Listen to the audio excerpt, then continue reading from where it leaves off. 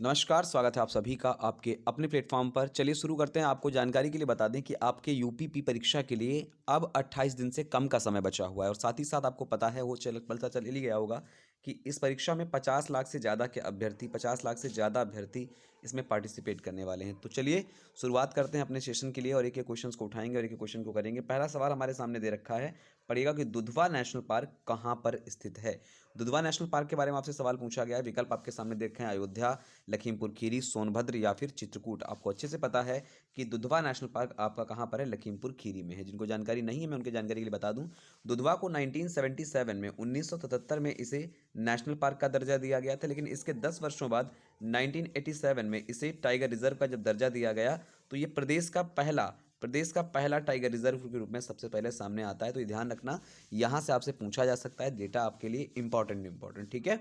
चलिए आगे बात करते हैं अगले सवाल की। और अगला सवाल देखो क्या है, लिखा हुआ तीर्थों का राजा किसे कहा जाता है। देखिए वैसे तो आप जानते हैं कि कुल प्रयाग कितने हैं, तो आप कुल कहते हो कि कुल 5 प्रयाग आप देखने को मिलते हैं। कितने प्रयाग कितने हैं, कुल 5 प्रयाग आपको देखने को मिलते हैं, लेकिन प्रयागों में जो प्रयाग है वो है प्रयागराज। तो इस आधार पर हम ये कह सकते हैं कि प्रयागराज जो आपका है इसे तीर्थों का राजा कहा जाता है। भगवान शंकर की नगरी पूछे तो आप कहोगे वाराणसी, भगवान राम की नगरी कहोगे तो आप अयोध्या, और भगवान कृष्ण की नगरी कहोगे तो मथुरा। लेकिन तीर्थों का राजा की जब बात करते हो तो प्रयागराज, जहाँ गंगा, यमुना और सरस्वती की जो अदृश्य जलधारा यहाँ पर मिलती है, ये आपको समझ में रखना पड़ेगा। और 2025 में उत्तर प्रदेश के अंदर महाकुंभ का आयोजन किया जाएगा। तो हो सकता है आपसे सवाल बन जाए कि उत्तर प्रदेश के अंदर महाकुंभ का आयोजन कब किया जाएगा, तो आप कहोगे 2025 में इसका आयोजन किया जाएगा। 12 वर्षों पर महाकुंभ का आयोजन किया जाता है। अगला सवाल कह रहा है कि उत्तर प्रदेश की आर्थिक राजधानी कौन सी है। तो यूपी की आर्थिक राजधानी कौन है? लखनऊ है, आगरा है, सोनभद्र है या फिर कानपुर है।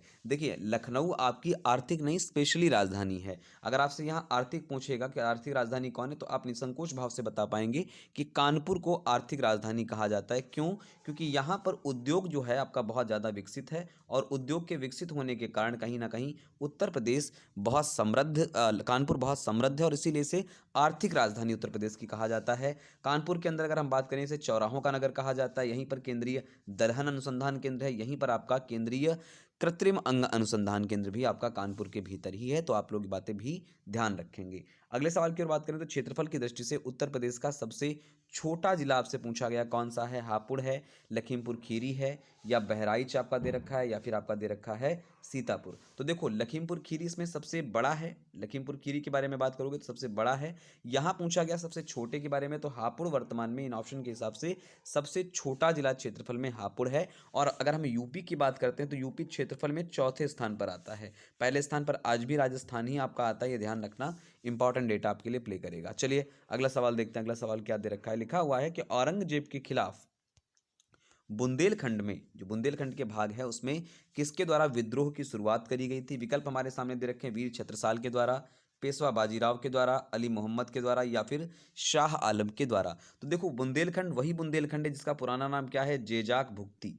पुराना नाम क्या कहते हो, जेजाक भुक्ती। तो जेजाक भुक्ती किसी और का नाम नहीं है, इसी का नाम है। और आपसे पूछा गया किसके द्वारा शुरू किया गया, तो आप कहोगे महाराजा वीर छत्रसाल के द्वारा। ये बुंदेला शासक हैं वीर छत्रसाल, इनके द्वारा ही आपका बुंदेलखंड में औरंगजेब के खिलाफ विद्रोह किया गया था। तो ये बातें आप ध्यान रखना। और पुराना नाम पूछे तो बुंदेलखंड का जेजाक भुक्ती।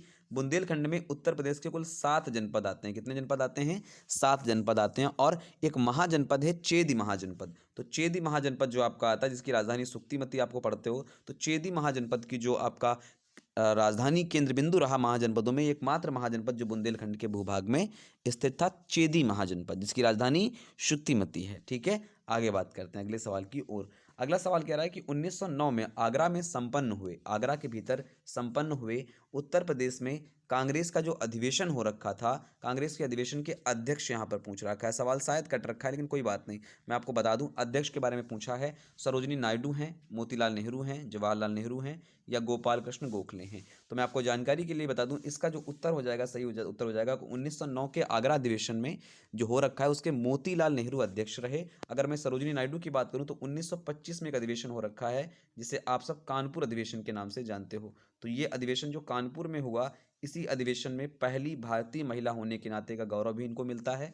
अगर मैं गोपाल कृष्ण गोखले की बात करूं तो 1905 में अधिवेशन आपका कहाँ हो रखा है, बनारस में हो रखा है। तो बनारस अधिवेशन जो 1905 में हो रखा है, इस अधिवेशन की अध्यक्षता कोई और नहीं कर रहा है, आप कहोगे गोपाल कृष्ण गोखले कर रहे हैं। ये बड़ा इंपॉर्टेंट रहता है। सवाल का हल हमारा बी वाला आंसर आ जाएगा, यही इसका सटीक जवाब आ जाएगा। अगला सवाल देखो, उत्तर प्रदेश राज्य विधानसभा के भीतर 2 सदन हैं कह रहा है, इनमें से एक तो आपका विधान सभा है और दूसरे के बारे में आपसे पूछ रहा है, दूसरा कौन सा है। दूसरा आपसे सदन पूछा जा रहा है कि दूसरा क्या है उत्तर प्रदेश में, विधान परिषद है या विधान परिषद है या राज्य परिषद है या प्रतिनिधि परिषद है या मंत्री परिषद है। देखिए विधान परिषद उत्तर प्रदेश के अंदर अभी वर्तमान में 403 सीटें हैं और दूसरा आप जानते हो कि विधान परिषद है उत्तर प्रदेश में। और विधान परिषद में कितनी सीटें हैं, कुल सीटें कितनी हैं, आप नीचे कमेंट बॉक्स में बताइएगा कि कुल सीटें कितनी हैं विधान परिषद के अंदर उत्तर प्रदेश में, कुल सीटें कितनी हैं। ये कमेंट बॉक्स में मुझे उत्तर दीजिएगा आप सभी लोग, क्या क्या जवाब आ जाएगा।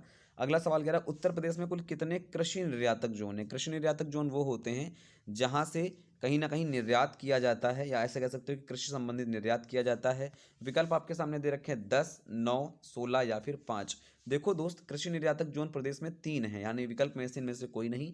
एक आपका सहारनपुर का है, एक आपका सहारनपुर का है, एक आपका लखनऊ का है और दूसरा आप ये कहोगे लखनऊ के अलावा एक आपका कौन सा, आगरा है। आगरा वाला जब आप पढ़ते हो तो आगरा आलू के लिए जाना जाता है, लखनऊ आम के लिए, सहारनपुर अपने संतरा उद्योग के लिए जाना जाता है। और यहाँ पर अगर आपसे ये कह दे कि कुल कितने कृषि जलवायु प्रदेश हैं, तब आप कह दोगे कृषि जलवायु प्रदेश। जो सवाल पूछने का फॉर्मेट था वो यहाँ पर कृषि जलवायु प्रदेश पूछा जाना था। तो कृषि जलवायु प्रदेश कितने थे, तो आप कहोगे उत्तर प्रदेश में 9 कृषि जलवायु प्रदेश हैं, ठीक है। और कृषि निर्यातक जोन कितने, तो आप कहोगे 3 हैं यहाँ पर। ये सवाल ध्यान रखना। अगले सवाल की ओर बात करेंगे। अगला सवाल क्या है, सोनभद्र कुल कितने राज्यों से सीमा साझा करता है। तो सोनभद्र के बारे में सवाल है, सोनभद्र के बारे में ध्यान रखना। सोनभद्र आपका कुल 4 राज्यों से सीमा बनाता है। कौन कौन से 4 राज्य हैं, तो आप क्या कहोगे 4 राज्य। एक तो आपका आता है बिहार और बिहार से अलग हुआ झारखंड भी सीमा बनाता है। इसके अलावा छत्तीसगढ़ सीमा बनाता है, छत्तीसगढ़ के अलावा एमपी भी सीमा बनाता है, ये बात आपको ध्यान रखना पड़ेगा। और सहारनपुर अकेला ऐसा जनपद है जो सहारनपुर आपका अकेला ऐसा जनपद है जो 3 राज्यों से सीमा बनाता है। 3 राज्य कौन कौन से हैं, तो आप कहोगे एक तो हरियाणा है, एक आपका हिमाचल प्रदेश है और इसके अलावा आप कहोगे उत्तराखंड। तो ये आपके अलग अलग 3 राज्य ऐसे हैं जो कि सहारनपुर से सीमा बनाते हैं। तो सर्वाधिक सीमा कौन बनाता है, सोनभद्र। दूसरा सर्वाधिक कौन बनाता है, तो सहारनपुर को बताओगे आप सभी लोग।